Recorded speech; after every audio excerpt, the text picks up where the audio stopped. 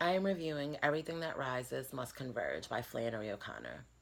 The story takes place in the 1960s and follows a young man named Julian, who is our protagonist.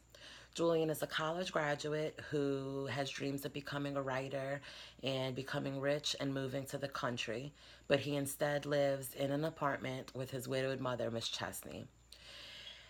Julian has a lot of contempt and resentment towards his mother because she is from a different era and still holds on to racism, and has very opposing points of view regarding race and class than Julian. This evening, Wednesday evening, Julian must accompany his mother to a class, a weight loss class at the Y, because she refuses to ride the bus alone since African Americans now have the right to ride the bus as well. As Miss Chesney is getting ready for her class, she is putting on gloves, high heels, and a hat that she paid $7.50 for the previous day. Julian's getting frustrated with his mother as she's getting ready because she keeps going back and forth with whether she should keep her hat or return it, because for that 7.50 she could pay one of the bills.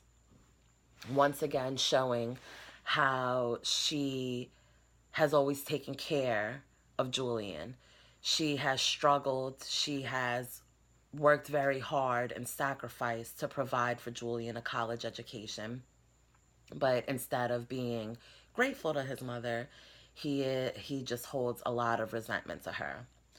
So they're now on their way to the bus stop. Julian is walking ahead with his head down, hands in his pocket, trying to numb himself, almost tune out his mother. She begins speaking about her childhood, how she used to go and visit her grandfather, who was a slave owner, who owned a big plantation and had over 200 slaves. She thinks that it is very important to know who you are, where you came from, and she takes pride in the fact of her heritage, her roots.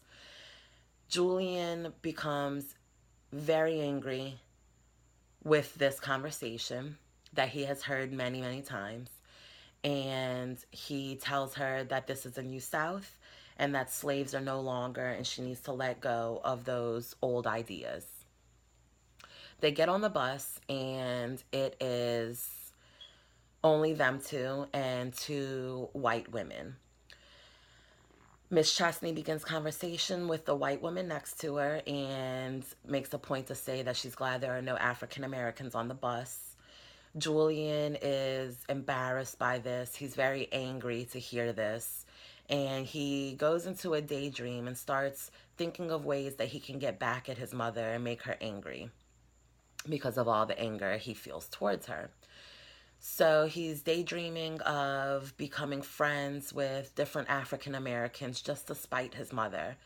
But the ironic part of it is that he is saying that he wants to get back at his mother because of her judgmental and racist ways.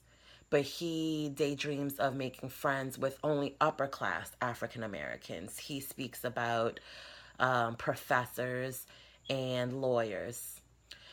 At this time, a big African American man gets on the bus. He is wearing a suit, he has a briefcase. Julian goes and sits next to him to try to upset his mother, which he does upset his mother. He tries to begin conversation with the man by asking for some matches. The man gives him the matches but is not interested in conversation, and if anything, gets a little aggravated with Julian. The man gets off, and a large, angry black mother gets on the bus at this time.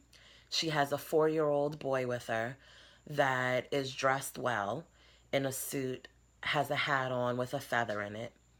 And Miss Chesney notices the little boy, and in her mind, all children are very cute, and African American children are even cuter than the white children.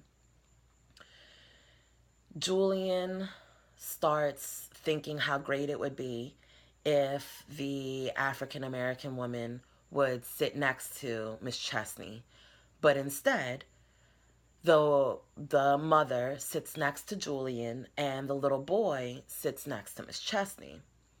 Julian becomes a little aggravated by it, and during his frustration again, he realizes that the woman is wearing the same hat that his mother has on. He finds this very amusing and cannot wait for his mother to realize.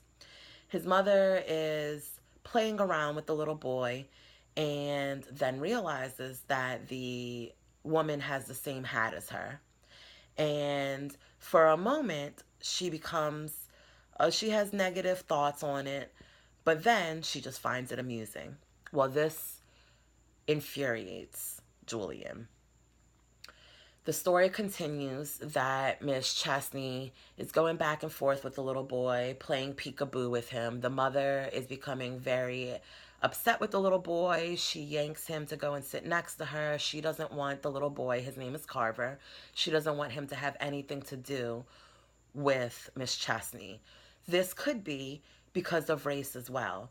It could be because of the way the mother was raised, that she does not want him interacting with white people. So the time comes that Julian and his mother make it to their stop, and he's so relieved to see that their stop is coming. He pulls the string to come to a stop and realizes that the black mother is gonna come to the same stop. So he is scared that his mother, in her fashion, is going to try to give the little boy a nickel. He tries to take her purse from her. She refuses. She gets off of the bus, and the mother is already a ways away with her little boy, with Carver. And Miss Chesney digs into her purse, could not find a nickel, but she's able to find a shiny new penny. She calls out to the little boy, and she says, "I have a shiny new penny for you." The mother turns around in anger and yells at Miss Chesney and hits her over the head with a big red pocket purse, and says that he's not going to take pennies from anyone. She knocks Miss Chesney to the ground, and Julian is feeling satisfied with this. Julian feels like she's finally going to get what she deserved and maybe learn a lesson from this, to not be condescending towards African Americans, that she doesn't need to be so gracious towards them. And he walks over to her and he's chastising her as though she were a child. He's telling her that this is what she deserves and that this is not the end of the world, to get up. So Miss Chesney finally gets up and she starts making her way in the opposite direction from the Y. So Julian starts following her and saying, "Are we going home? Are we going to walk there?"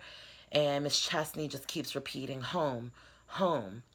So Julian grabs her by the arm, turns her around, looks in her face, and realizes that something is wrong. It appears that Miss Chesney is having a stroke or has had a stroke. One eye is large, wide, and her eye is twisting around in circles while the other eye is fixated on Julian's face, searching for some type of recognition, but she sees nothing.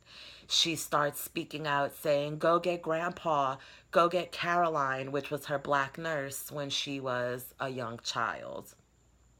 The story ends that Julian then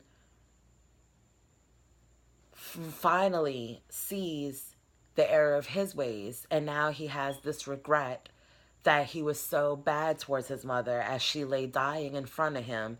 And he is saying, "Please, mother, come back to me, my darling, my sweetheart." And she dies.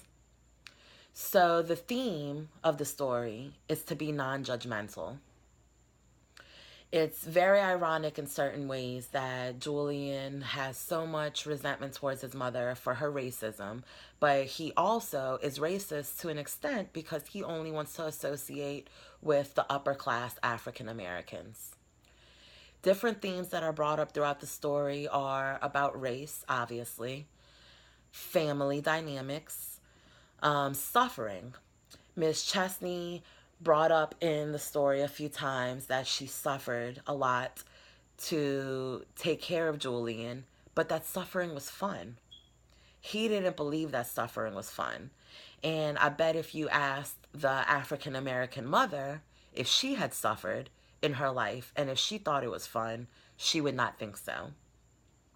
It speaks about society and class, and it shows how Miss Chesney wants to look so nice going to a workout class, but she has high heels on and she has a fancy hat and gloves.